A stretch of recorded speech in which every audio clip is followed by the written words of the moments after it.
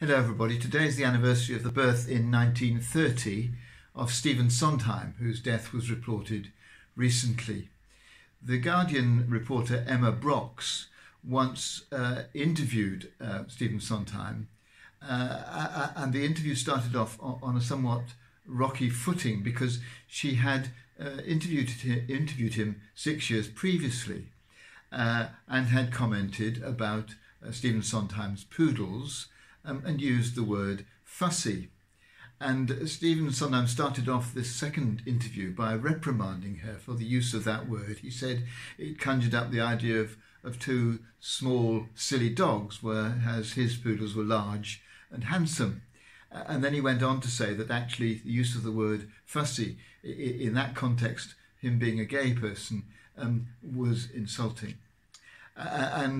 She said that she for the rest of that interview, she was so disorientated that she had to really concentrate, and he realised this and was very kind to her.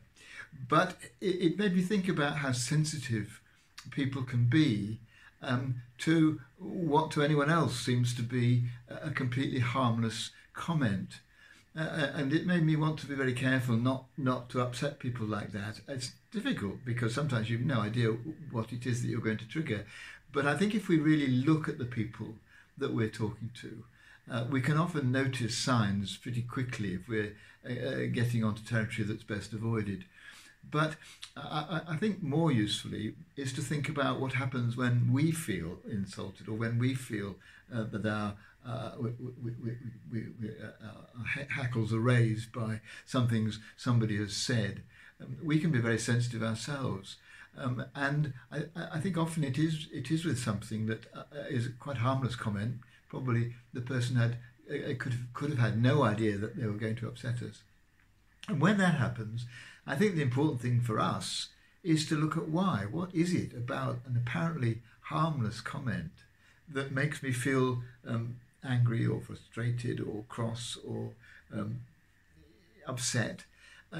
Because I think by looking at those things, by trying to work it out, we can often move forward and discover something about ourselves that's going to be creative and hopeful for us. Stephen Sondheim, a great musician, wonderful songs he's produced, but a sensitive side to him.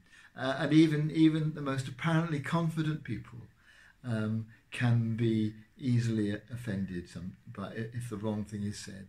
So we tread carefully, but we also use the opportunity of it happening to us to learn something about ourselves.